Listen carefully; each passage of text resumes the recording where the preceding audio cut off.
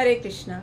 नमो विष्णुपादाय कृष्णप्रेष्ठाय भूतले श्रीमते गोपाल कृष्ण गोस्वामिनिति नामिने प्रभुपादस्य साहित्यम यह प्रकाश्य वृत्तीय च प्रचारम कृतवान साधु भगवत्पदाय ते नमः। श्रील भगवत्पाद महाराज की जय। तो मेरी दीक्षा हुई 2015 में।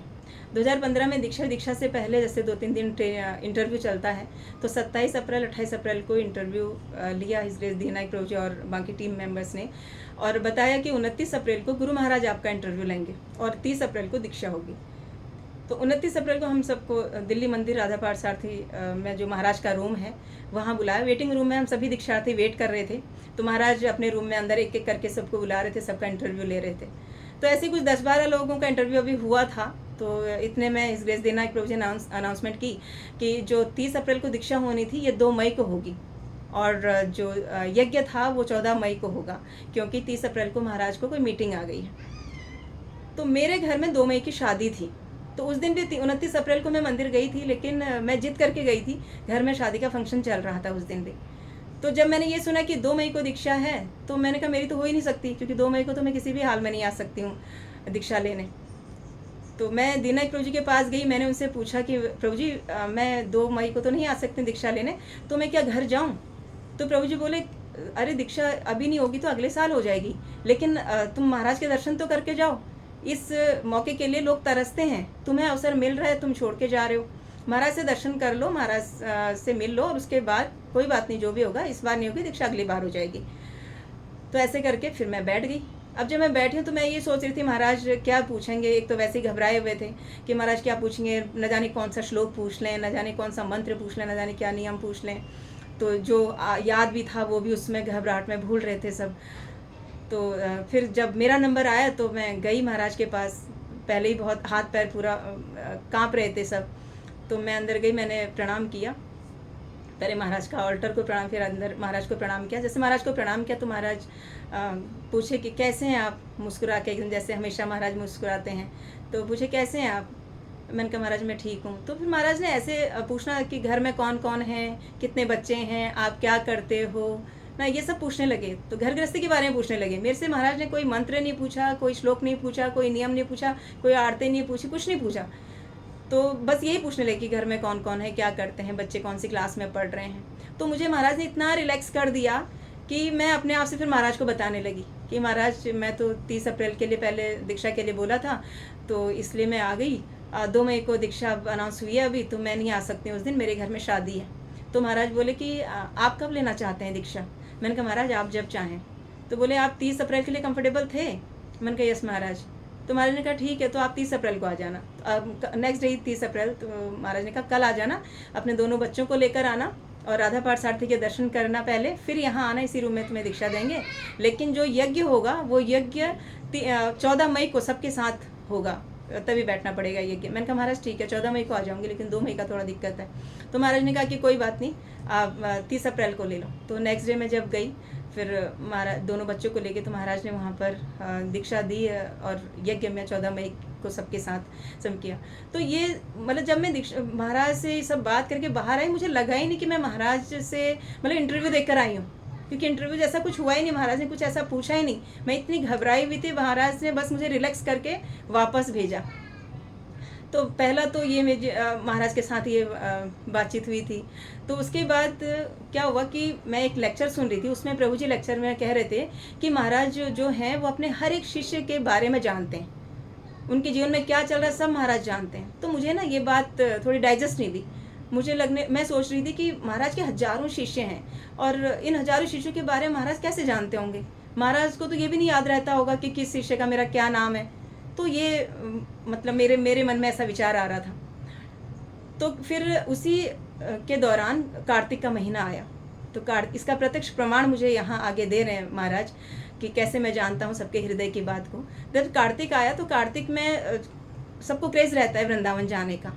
तो डिवोटी या नॉन डिवोटी सभी लोग जो हैं वो वृंदावन जाना चाहते हैं। तो हमने भी ऐसी ग्रुप में वहाँ पर बात करी, तो सब लोग तैयार हो गए। तो ऐसे 70-75 लोग तैयार हो गए वृंदावन चलने को। तो हमने सबने प्लान किया कि चलो जाते हैं, बस वगैरह तैयार कर ली, बुक कर ली, और वहाँ रूम बुक कर लिए।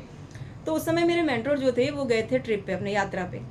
तो जब वो आए, मैं उनसे या अपनी 16 नवंबर को हमें जाना था वृंदावन, तो 13 या 14 में मैं उनसे मिलने गई उनके घर। मैंने उनको बताया कि प्रभु जी ऐसे 70-75 लोग हैं, उनको लेके हम वृंदावन जा रहे हैं। तो महाराज प्रभु जी ने पूछा कि कब जा रहे हो? मैंने कहा 16 नवंबर को। तो प्रभु जी ने कहा कि 17 नवंबर को दिल्ली की सबसे बड़ी रथ यात्रा है चांदनी चौक में, और सारे महाराज आएंगे और सारे प्रभुपाद के डिसाइपल आते हैं, सीनियर वैष्णव आते हैं, उनके दर्शन करने चाहिए, रथ यात्रा में शामिल होना चाहिए। सब लोग दूर दूर से आते हैं और आप ये पास में छोड़ के सबको वृंदावन लेके जा रहे हो, तो आप ये 2 बसें जो वृंदावन के लिए तैयार कर रखी हैं, इनको लेके कल चांदनी चौक चले जाना, 17 तारीख को वहाँ ले जाओ इनको, सबको बहुत आनंद आएगा। अब उन्होंने तो कह दिया, मैंने सुन भी लिया, लेकिन पॉसिबल नहीं था वो सब करना, क्योंकि हर जगह लक्ष्मी समिट हो चुकी थी, वहाँ रूम के दे चुके थे, फिर बस वाले को दे चुके थे। अब 2 दिन पहले कैसे किसी को क्या बोल के मना करूँ? तो ये सब द्वंद्व जो था मेरे हृदय में चल रहा था, तो मैं बहुत विचलित, मतलब बहुत बेचैन थी। मुझे ना तो भूख लगती थी, 2 दिन जो मेरे बीते ना भूख लगी, ना मुझको रात को नींद आई, बस इसी टेंशन में कि ये मुझे अपराध हो गया कि मैंने किसी से पूछा नहीं इस बारे में। एक्चुअली मेरे मेंटर यहाँ नहीं, तो मुझे किसी और से पूछ लेना था, मुझे मंदिर में जाके पूछना चाहिए था, तो वो मेरे से गलती हो गई, मैंने नहीं किया। तो जब हम कार्तिक में, जब फिर हम 16 तारीख को गए और 17 मैंने वृंदावन में इस्कॉन में फ़ोन किया पहले 15 तारीख को, 15 नवंबर को, कि महाराज हैं वहाँ पर? तो उन्होंने बोला हाँ। मैंने कहा कब तक रहेंगे? उन्होंने बोला 17 नवंबर को दिल्ली में रथ यात्रा है, तो या तो 16 की शाम को निकल जाएंगे महाराज दिल्ली के लिए, या फिर 17 की सुबह निकलेंगे। अब मैं भगवान से प्रार्थना कर रही हूँ कि ये भगवान गुरु महाराज को 17 नवंबर, मतलब 17 की सुबह दिल्ली के लिए आएँ, ताकि मैं मंगला आरती में जाके महाराज के दर्शन कर लूँ। एटलीस्ट अपने गुरु के तो कर ही लूँ, अब मैं इतने लोगों का दर्शन नहीं कर पाऊँगी, इतने डिवोटीज आएंगे, लेकिन अपने गुरु का कर लूँगी। तो मैं ऐसे करके प्रार्थना करने लगी भगवान से। तो जब हम 16 नवंबर को शाम को यहाँ से निकले, तो अगले दिन 17 तारीख की मंगला आरती के लिए हम लोग इस्कॉन मंदिर में गए। और आप सब जानते हैं कि कितनी भीड़ उस समय कार्तिक में रहती है वहाँ पे, तो बहुत भीड़ थी।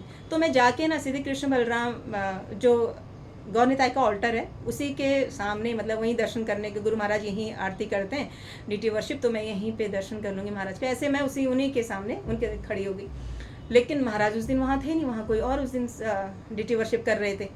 अब मेरे को ये मन मेरा और विचलित होने लगा कि ये बहुत बड़ी गलती हो गई। तो हमेशा तो महाराज गौर निताई के ऑल्टर में दर्शन हो जाते थे, तो अभी यहाँ नहीं है, इसका मतलब या तो दिल्ली निकल गए या फिर क्या हुआ।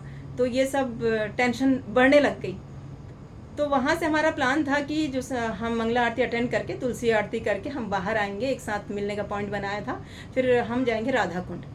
तो मैं बाहर आ गई और सब लोग भी धीरे धीरे आने लगे। तो उन्होंने मुझे बताया, मैं अपने गुरु की जो फ़ोटो है वो डीटी उस पर डीपी पे लगाती हूँ या फिर स्टेटस पे लगाती हूँ। तो जो बाकी लोग मेरे साथ गए थे वो सब आके कहते हैं, माता जी हमने आपके गुरु महाराज को देखा, हमने आपके गुरु महाराज को देखा। मैंने कहाँ देखा? कह रहे हैं वो आरती कर रहे थे, पूजा कर रहे थे वहाँ पे। मैंने कहाँ? वहाँ तो थे नहीं आज गौर निताई के ऑल्टर में। कहते नहीं, वो कृष्ण बलराम के ऑल्टर में थे। मैंने कहा वो दर्शन मेरे मिस हो गए महाराज के। और मैं मन में सोचने लगी कि जो लोग, मतलब ये मेरे से अपराध हुआ है आज, इसलिए गुरु महाराज ने मुझे दर्शन नहीं दिए, क्योंकि ये जो लोग महाराज को जानते भी नहीं है, वो सिर्फ मेरी डीपी से जान रहे हैं, उनको महाराज ने दर्शन दिए। तो मेरे से गलती, तो बहुत बड़ी गलती हो गई। तो मुझे ये फील होने लगा।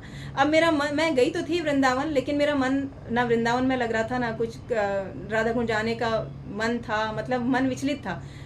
तो जब हम बाहर आए, जहाँ बस खड़ी थी हमारी, वहाँ पर आए, हम सब लोग बस में बैठे, तो देखा कि 2 माताएं अभी रह गई हैं, वो आए नहीं। हम बस के बाहर खड़े होकर 4-5 लोग उनका इंतजार करने लगे कि माताएं आएंगी, उनका वेट करें। तो इतने में क्या होता है कि हमारे इस्कॉन मंदिर की तरफ से एक रेड कार आती है और वो एकदम मेरे सामने आके खड़ी हो जाती है। तो मैं 2 कदम पीछे हो जाती हूँ, मुझे लगा कि मैं शायद रोड पे खड़ी हूँ ऐसे।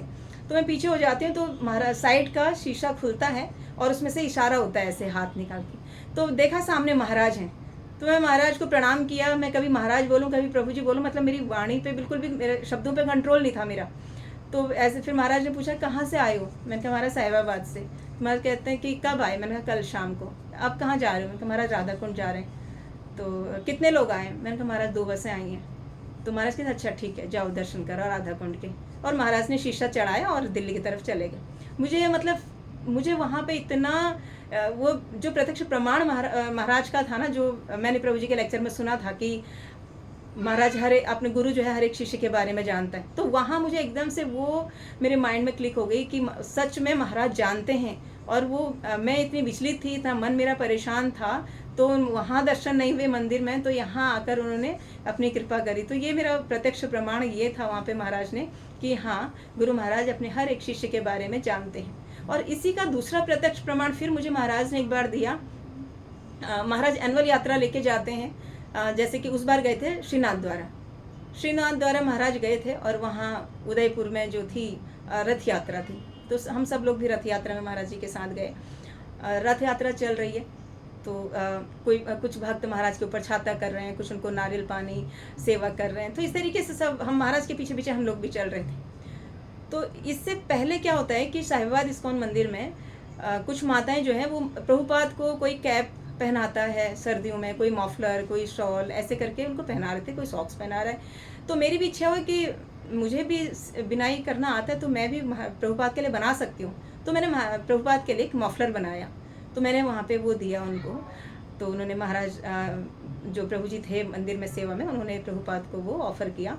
तो फिर तभी मेरे मन में विचार आया कि मैं अपने गुरु को भी तो दे सकती हूँ, अपने गुरु महाराज को भी मैं कुछ बनाकर ऐसा दे सकती हूँ। तो मैंने अपने मेंटर से पूछा, मैंने कहा प्रभु जी मेरी इच्छा है कि महाराज को कुछ मफलर या कैप या स्वेटर ऐसा कुछ बना के दूँ, तो क्या देना चाहिए मुझे, वो लेंगे क्या, महाराज लेते हैं ऐसे? मैंने कहा हाँ, क्यों नहीं लेंगे। तो मेरे मन में आया कि मैं एक स्वेटर बनाती हूँ। महाराज को मैंने अक्सर देखा कि हाफ स्वेटर महाराज ज़्यादा महरून कलर का ऐसे पहनते हैं, तो मैं महरून कलर का ऊन लेके मैंने हाफ जैकेट टाइप में महाराज के लिए बनाया। अब मैं वो स्वेटर बनाकर अपने साथ ही ले गई थी श्रीनाथ द्वारा। अब श्रीनाथ द्वारा 3 दिन का ट्रिप था, तो जहाँ जहाँ हम जा रहे थे वो स्वेटर मेरे बैग में था। तो मेरी इच्छा ये थी कि जहाँ भी मौका मिलेगा महाराज को मैं ये स्वेटर दे दूँगी। तो जब रथ यात्रा चल रही थी, महाराज के पीछे पीछे हम चल रहे थे, तो अब कैसे दूँ समझ नहीं आ रहा था, क्या बोल के दूँ, क्या कैसे जाऊँ महाराज के सामने, साथ में इतने लोग शिष्य बाकी उनकी चल रहे हैं, तो मैं कैसे दूँ, इस घबराहट हो रही थी। तो मेरे जो मेंटर थे वो भी गए थे, तो मैंने उनको पूछा कि प्रभु जी मैं स्वेटर लाई हूँ महाराज के लिए, तो आप दिलवा दीजिएगा प्लीज़। तो प्रभु जी ने बोला हाँ ठीक है, आ जाओ। तो मुझे लेके गए और मैं महाराज के सामने ऐसे दे दिया मैंने। उन्होंने बोला कि ये माता जी आपके लिए स्वेटर लेकर आई हैं। तो मैंने महाराज को ऐसे, मैंने अपने हाथ में मैंने ऐसे महाराज को ऑफ़र किया देने के लिए आगे। तो महाराज ने स्वेटर देखा और मेरी तरफ देखा और ऐसे मुस्कुराए, और फिर जो साथ में प्रभु जी थे उन्होंने वो स्वेटर ले लिया मेरे हाथ से। और जैसे प्रभु जी ने मेरे हाथ से स्वेटर लिया, तो मेरे मन में आया कि महाराज ने तो लिया ही नहीं, महाराज ने तो टच भी नहीं किया, पता नहीं महाराज इसको पहनेंगे कि नहीं पहनेंगे। तो प्रभु जी ने मेरे हाथ से स्वेटर लिया, उन्होंने ऐसे पीछे मुड़ के, जो पीछे प्रभु जी थे उनको देने लगे कि इसको आप रखो, अभी ऐसे करके उनको देने लगे। अभी मुड़े ही थे तो महाराज ने उनका हाथ ऐसे पकड़ा और स्वेटर आगे की तरफ घुमा दिया हाथ। तो स्वेटर को लेके महाराज ने पूरा अपना ऐसे नापा, वो स्वेटर ऐसे नाप के। तो मुझे मतलब बहुत अच्छा लगा, बहुत खुशी हुई कि महाराज, तो वहाँ पर ये दूसरा प्रमाण था कि मेरे मन में ये थी, महाराज ने टच भी नहीं किया और प्रभु जी ने मेरे हाथ से लेके पीछे दूसरे प्रभु जी को दे दिया, और महाराज पता नहीं पहनेंगे कि नहीं पहनेंगे, लेकिन महाराज ने तुरंत उसी समय मुझे वो प्रमाण दिखाया कि उसी समय अपने उन प्रभु जी का हाथ रोका और वो स्वेटर पूरा ऐसे नाप के करा। तो ऐसे दयानिधि गुरु महाराज हैं। दयानिधि हम भगवान को कहते हैं, करुणा निधान भगवान। ऐसे गुरु महाराज भी दयानिधि हैं, करुणा निधान है। वो सब भी, जैसे भगवान हमारी अंदर की बातें सब कुछ जान जाते हैं ना, ऐसे गुरु महाराज भी हमारे हृदय की सारी बातें जानते हैं, उनको सब पता चल जाता है कि किसके मन में क्या चल रहा है। तो इसके लिए तो मुझे 2 सेकंड भी नहीं लगे। अभी मैं मन में चल ही रहा था कि महाराज ने तुरंत वापस लेके स्वेटर अपने ऊपर पूरा ऐसे नाप के उसको करने लगे, पहनने लगे, मतलब टच पूरा नाप ले लिया अपना स्वेटर का फ्रंट साइड से। तो मुझे बहुत अच्छा लगा ये। तो ऐसे तब से जब हम गुरु महाराज की इतने समय से हम ग्लोरिफिकेशन सुन रहे हैं, लगभग महीना होने को है, रोज़ ही सुन रहे हैं, तो जो पहले से अब अधिक उनके प्रति श्रद्धा, उनके प्रति प्रेम, उनके प्रति समर्पण की भावना और अधिक बढ़ रही है ना, और अधिक करने की। तो ऐसा लग रहा है कि न जाने हमने इतने महान संत हमारे बीच में थे, ऐसे महान गुरु के आश्रय में हम थे, लेकिन हम बहुत कुछ कर सकते थे, लेकिन ऐसा कुछ किया नहीं या उस बारे में कभी सोचा नहीं इतना। तो अभी जो सोच रहे हैं, अभी जो सुन रहे हैं सीनियर वैष्णव के मुखारविंद से उनका ग्लोरिफिकेशन, तो सुन के और भी हृदय बहुत ज़्यादा गदगद हो जाता है। और महाराज की ये असीम अनुकंपा है, महाराज की कृपा है कि उन्होंने इस पतित जी को भी अपने शिष्य के रूप में स्वीकार किया, अपनी कृपा बना कर रखी। तो श्रील भगवत्पाद महाराज की जय। हरे कृष्णा।